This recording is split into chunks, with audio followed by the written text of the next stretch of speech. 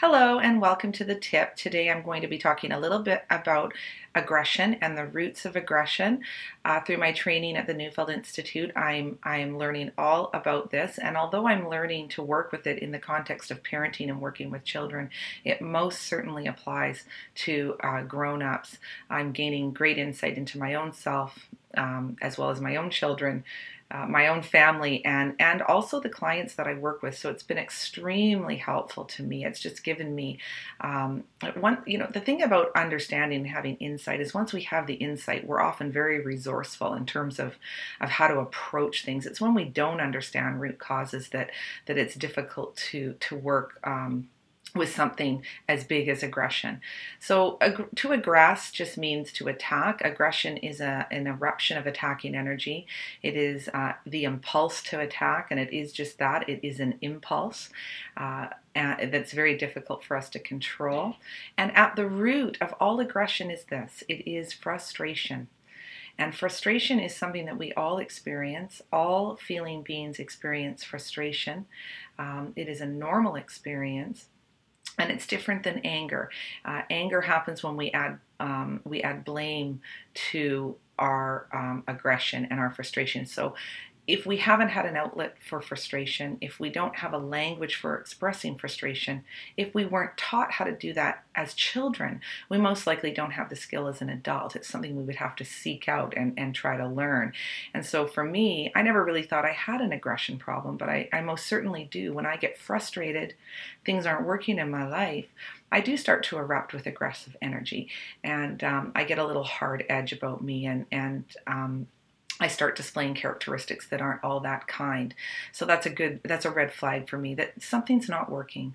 So the language of frustration is this: something's not working in my life, and I'm becoming frustrated. If something's not working for my children, they also need to have that language, and I'm working with my 6-year-old and my 3-year-old on being able to say, this isn't working for me, and finding an outlet for the frustration. So we want to find the language. We also want to encourage ourselves and other people and our children to take up a relationship with their frustrations, to express their frustrations in a healthy manner, not take it out on other people, animals, children, and not take it out on themselves, because if frustration doesn't have any place to go and we don't feel safe letting it out, we can often turn it on ourselves, and this is where we'll see the girls cutting themselves, suicidal thoughts, ideation, and people acting on harming themselves. So you can see how critical it is that this root frustration, this root emotion of frustration, has an outlet, and a healthy outlet. And if we can instill this in our children, we can prevent so many problems down the road. And if we can teach the grown-ups in our lives how to do this, and starting with ourselves, making that change for ourselves, we can really turn things around in terms of the levels of aggression that we see in our homes, in our communities, in our organizations. So the language, again, is something's not working, and finding a safe eruption zone, a safe place where we can let the frustration out. We can talk about our frustrations and let it out, because if we don't let it out, it's almost like a pressure cooker, and something's going to explode at some point if we don't do that. We have to open the valve and let the steam out, and talking about it is a great way to do that. With my children, they need to find a physical outlet, which doesn't include hurting anyone or themselves. And so I work with them on that every single day, because they are frustrated daily.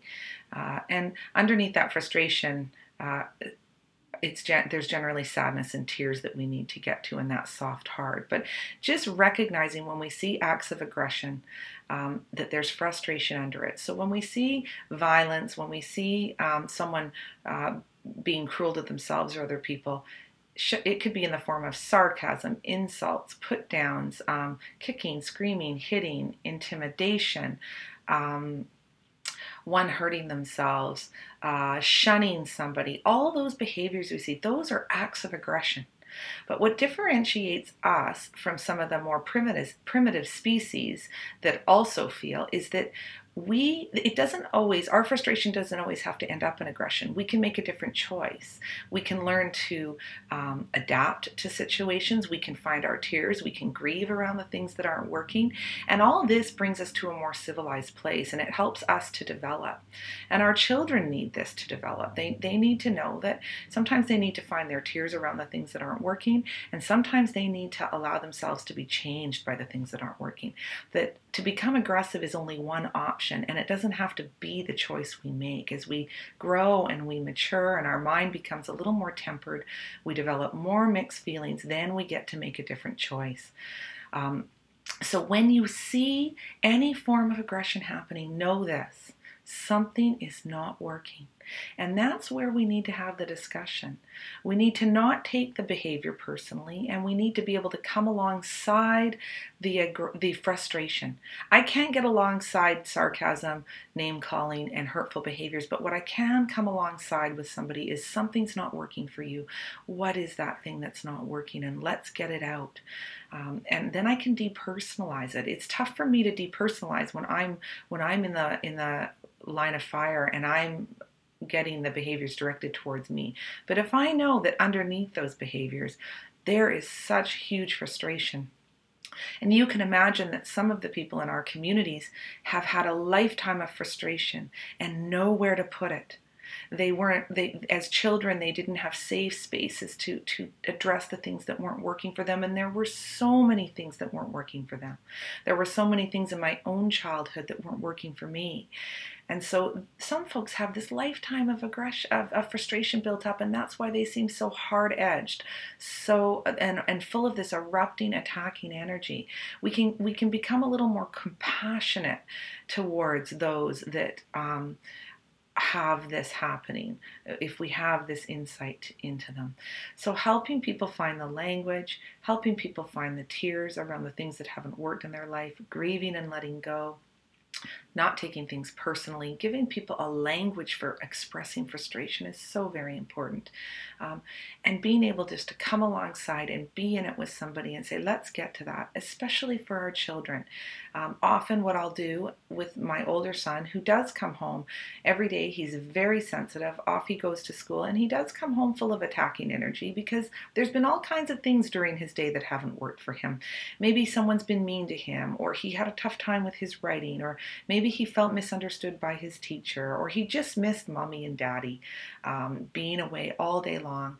And so he comes home in a bit of a foul mood, foul frustration, that's called, kicking and not making eye contact with me. And it's my job to collect him back and to talk to him about the things that haven't worked, and to say, oh, this didn't work for you. It's so hard to be away all day. And eventually what will happen is, once he's had his temper tantrum, and I've taught him how to do that, how to have a tantrum without hurting anybody or hurting anything, then the tears generally come out. And once the tears come out, his heart softens again, and I get him back, and I get my boy back. As grown-ups, we're no different. When I fly out of town and I'm away from my family, there's things that are frustrating for me, but there's no safe place for me to have my frustrations and my emotions. I have to do my job. I have to keep a stiff upper lip, and I have to hold it together. But often when I come home, the frustration comes out. The frustration of missing my family, of being away, of not sleeping in my own bed. And I need time and space to ventilate my frustrations, and then to get to my soft heart and to soften once again. So it's incredibly important that we have a language for this. If we're working in our own communities, our children need this skill so badly. Our parents need it. Our leaders need it. We all need to start looking at aggressive behaviors differently, understanding them, and being able to help each other with this. So I hope you've enjoyed this tip. If you're interested in more information on aggression, please give me a ring. I'd be happy to talk to you about it. It's been an incredible journey for me that I'm enjoying ever so immensely. Have a great month, and talk to you soon.